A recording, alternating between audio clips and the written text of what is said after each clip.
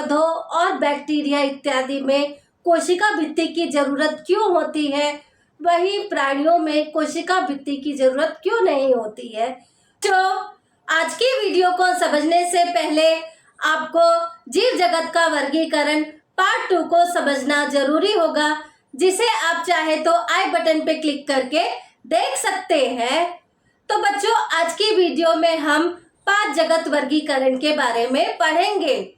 तो बच्चों, 5 जगत वर्गीकरण को R.H. विटेकर ने 1969 में बताया था, जिसमें बच्चों उन्होंने मोनेरा जगत, प्रोटिस्टा जगत, फंजाई जगत, पादप जगत और प्राणी जगत का उल्लेख किया था। वहीं लाइकेन, वायरस, वायरॉइड, प्रोसंग जिसे प्रियॉन भी कहते हैं, इन सब का उल्लेख नहीं किया था। बच्चों, 5 जगत वर्गीकरण के कुछ प्रमुख मापदंड हैं, जिसमें पहला है कोशिका संरचना, दूसरा है शारीरिक संरचना, तीसरा है पोषण की प्रक्रिया, चौथा है प्रजनन और 5वां है बच्चों जाति वृत्तीय संबंध। तो बच्चों, इसके लिए आपको हमेशा ट्रिक का यूज करना चाहिए, क्योंकि जो चीज आज आपने याद रखा है, जब आपकी नीट की एग्जाम 2 साल बाद आए तो आपको वो चीज तुरंत याद रखने में ट्रिक मदद करता है। इसीलिए बच्चों, इसके लिए ट्रिक मैंने बनाया है पोशाक प्रजा का, जिसमें पो से है पोषण की प्रक्रिया, शा से है शारीरिक संरचना, क से है कोशिका संरचना, प्र से है प्रजनन और जा से है जाति वृत्तीय संबंध। 5 जीव जगत के लक्षण का चार्ट जो बुक में दिया हुआ है, वह नीट के एग्जाम के लिए बहुत ही इम्पोर्टेंट चार्ट है, पर बहुत सारे बच्चों को यह चार्ट बोरिंग लगता है या उन्हें यह चार्ट समझ में ही नहीं आता है। तो आओ बच्चों, बहुत ही इजी तरीके से यह चार्ट मैं आपको समझाती हूँ। तो बच्चों, इस चार्ट का पहला पॉइंट जो कि कोशिका प्रकार है, उसे जानने से पहले आपको यह जानना जरूरी है कि प्रोकैरियोट जीव क्या होते हैं और यूकैरियोट जीव क्या होते हैं। तो बच्चों, जिन जीवों में केंद्रक मतलब न्यूक्लियस अनुपस्थित होता है, उन्हें प्रोकैरियोट्स कहते हैं। वहीं जिन जीवों में केंद्रक मतलब न्यूक्लियस यह उपस्थित होता है, उसे यूकैरियोट्स जीव कहते हैं। इसीलिए बच्चों, जो मोनेरा है उसके अंदर केंद्रक अनुपस्थित होता है, इसीलिए उसे प्रोकैरियोट्स में रखा गया है। वहीं प्रोटिस्टा, फंजाई, पादप और प्राणी जगत में न्यूक्लियस प्रेजेंट होता है, केंद्रक उपस्थित होता है, इसीलिए उन्हें यूकैरियोट्स में रखा गया है। तो बच्चों, इस चार्ट का दूसरा पॉइंट है केंद्रक झिल्ली। तो बच्चों, आपको पता ही है कि मोनेरा यह प्रोकैरियोट्स है, मतलब उसमें केंद्रक की अनुपस्थिति होती है। तो बच्चों, जब केंद्रक ही अनुपस्थित है तो केंद्रक की झिल्ली भी अनुपस्थित होगी। वहीं प्रोटिस्टा, फंजाई, पादप और प्राणी जगत यह सब यूकैरियोट्स जीव है, मतलब इनमें केंद्रक की उपस्थिति होती है, इसीलिए इनमें केंद्रक झिल्ली भी उपस्थित होती है। बच्चों, चार्ट का तीसरा पॉइंट है कोशिका भित्ति। तो बच्चों, कोशिका भित्ति पढ़ने से पहले आपको यह जानना जरूरी है कि पौधों, बैक्टीरिया इत्यादि में कोशिका भित्ति की जरूरत क्यों होती है, वहीं प्राणियों में कोशिका भित्ति की अनुपस्थिति क्यों होती है। तो बच्चों, पौधों और बैक्टीरिया इत्यादि में कोशिका भित्ति की उपस्थिति का कारण में जो पहला पॉइंट यह है कि कोशिका भित्ति एक कठोर संरचना है जो सहारा और सुरक्षा देता है। वही बच्चों, दूसरा पॉइंट यह है कि पौधों को सीधा खड़े रहने के लिए कोशिका भित्ति जैसे कठोर संरचना की जरूरत होती है। वही बच्चों, तीसरा पॉइंट यह है कि ऑस्मोटिक प्रेशर के कारण पौधे फट सकते हैं, पर कोशिका भित्ति उन्हें इनसे बचाती है।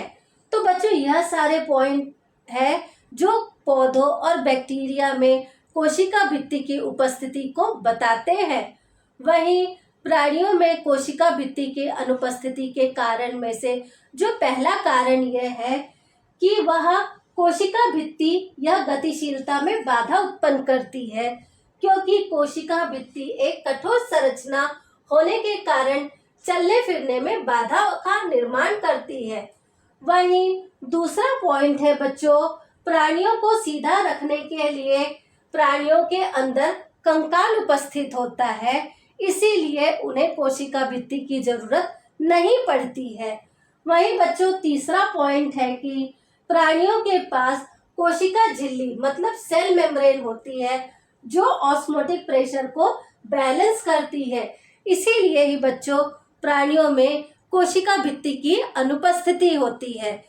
तो बच्चों इस तरीके से कॉन्सेप्ट क्लियर स्टडी के लिए मेरे चैनल को लाइक, शेयर एंड सब्सक्राइब करें और नीचे दिए हुए बेल आइकन को दबाएं और चैप्टर रिलेटेड कोई भी क्वेरी हो तो कमेंट सेक्शन में जरूर पूछें। बच्चों कोशिका भित्ति यह सेल्यूलोज, काइटिन, पेक्टिन इत्यादि घटक द्रव्यों से बनता है। पर बच्चों इस चैप्टर में हम सेल्यूलोज और काइटिन के बारे में जानेंगे।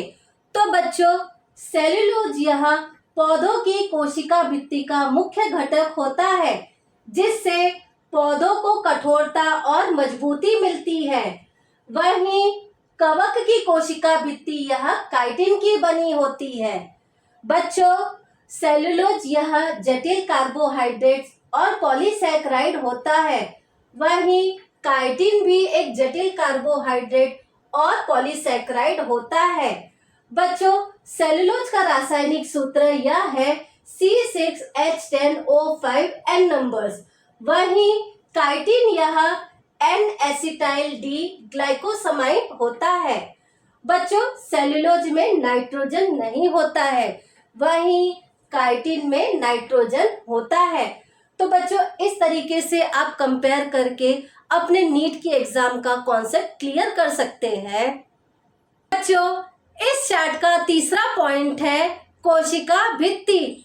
तो बच्चों जो मोनेरा जगत में जो कोशिका भित्ति होती है वह सेल्यूलोज रहित होती है, मतलब बगैर सेल्यूलोज के होती है, पर वह बहुशर्कराइड और अमीनो एसिड से बनी होती है, जिसे पेप्टिडोग्लाइकॉन भी कहते हैं। वहीं प्रोटिस्टा में कुछ में कोशिका भित्ति यह उपस्थित होती है। इसका मतलब यह है कि जिसमें भी उपस्थित होगी वह सेल्यूलोज के साथ में उपस्थित होगी। वहीं फंजाई में कोशिका भित्ति उपस्थित होती है, पर वह काइटिन की बनी होती है। इसका मतलब यह है कि वह भी सेल्यूलोज के बगैर ही बनी होती है। वहीं पादप जगत में कोशिका भित्ति यह उपस्थित होती है और सेल्यूलोज के साथ में ही उपस्थित होती है। और एनिमेलिया मतलब प्राणी जगत में कोशिका भित्ति यह अनुपस्थित होती है। बच्चों 5 जीव जगत के लक्षण के चार्ट का चौथा पॉइंट यह काय संरचना है। तो बच्चों काय संरचना जानने से पहले आप यह जानिए कि कोशिका जो कि सबसे छोटी इकाई होती है, बहुत सारी कोशिका मिलके यह ऊतक बनाते हैं। बहुत सारे ऊतक मिलके यह ऊतक तंत्र बनाते हैं। वहीं बहुत सारे ऊतक तंत्र यह मिलके अंग मतलब ऑर्गन बनाते हैं। वहीं बहुत सारे अंग मिलके अंग तंत्र मतलब ऑर्गन सिस्टम को बनाते हैं। और बहुत सारे अंग तंत्र मिलके यह जीव का निर्माण करते हैं। इसीलिए बच्चों जो मोनेरा है बुक में तो दिया हुआ है कोशिकीय, मतलब यह एक कोशिकीय है। वहीं प्रोटिस्टा को भी बुक में दिया हुआ है कोशिकीय, मतलब यह भी एक कोशिकीय है। और बच्चों फंजाई यह बहुकोशीय और अदृढ़ ऊतक है। तो बच्चों बहुकोशीय यह सबसे पहले किस में आया है? फंजाई में आया है।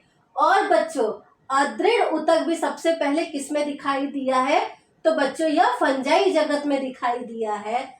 और बच्चों पादप जगत में ऊतक, ऊतक तंत्र और अंग उपस्थित होता है। वहीं प्राणी जगत में ऊतक, अंग और अंग तंत्र उपस्थित होता है। बच्चों, 5 जीव जगत के लक्षण के चार्ट का अगला पॉइंट यह पोषण विधि है। तो बच्चों, पोषण विधि की चार्ट की तरफ जाने से पहले आओ पोषण का बेसिक कॉन्सेप्ट समझते हैं, जिसमें बच्चों पोषण यह 2 प्रकार का होता है। पहला होता है स्वपोषी और दूसरा यह बच्चों परपोषी। तो बच्चों, जो जीव खुद से अपना भोजन बनाते हैं उन्हें स्वपोषी कहा जाता है। वहीं जो भोजन के लिए दूसरों पर निर्भर होते हैं उन्हें परपोषी कहा जाता है। बच्चों, स्वपोषी यह 2 प्रकार का होता है। पहला होता है रसायन संश्लेषी, दूसरा होता है प्रकाश संश्लेषी। जो अकार्बनिक पदार्थ से अपना भोजन बनाते हैं उन्हें रसायन संश्लेषी कहा जाता है। वहीं जो सूर्य प्रकाश में अपना भोजन बनाते हैं उन्हें प्रकाश संश्लेषी कहा जाता है। बच्चों, परपोषी यह 3 प्रकार का होता है। पहला होता है मृतजीवी या मृतपोषी, दूसरा होता है परजीवी, तीसरा होता है प्राणी संभोजी। तो बच्चों, जो भोजन के लिए मरे हुए जीवों पर निर्भर होता है उन्हें मृतजीवी या मृतपोषी कहते हैं। वहीं भोजन के लिए दूसरे सजीव पर निर्भर होते हैं उन्हें परजीवी कहते हैं। और जो पहले अपना खाना खाते हैं फिर पचाते हैं, ऐसे जीवों को प्राणी संभोजी जीव कहा जाता है। तो बच्चों, आओ अपने चार्ट की तरफ चलते हैं। तो बच्चों, जो मुनेरा होता है वह स्वपोषी और परपोषी पोषण विधि को अपनाता है। मुनेरा के अंदर जो स्वपोषी होता है वह रसायन संश्लेषी और प्रकाश संश्लेषी होता है। वहीं परपोषी में वह मृतजीवी और परजीवी होता है। बच्चों, रसायन संश्लेषी पूरे 5 जगत में अकेले मुनेरा जगत में मिलता है। यह क्वेश्चन आपके नीट में पूछा जा सकता है।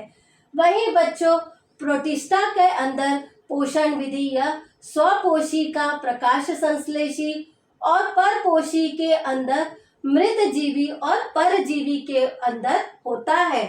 वहीं फंजाई के अंदर सिर्फ और सिर्फ परपोषी पोषण विधि को अपनाया जाता है, जिसमें मृतजीवी और परजीवी पोषण विधि होता है।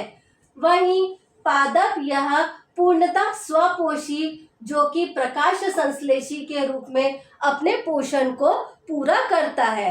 वहीं प्राणी जगत में पूर्णतः यह परपोषी होता है, जिसमें वह मृतजीवी और प्राणी संभोजी पोषण विधि को अपनाता है।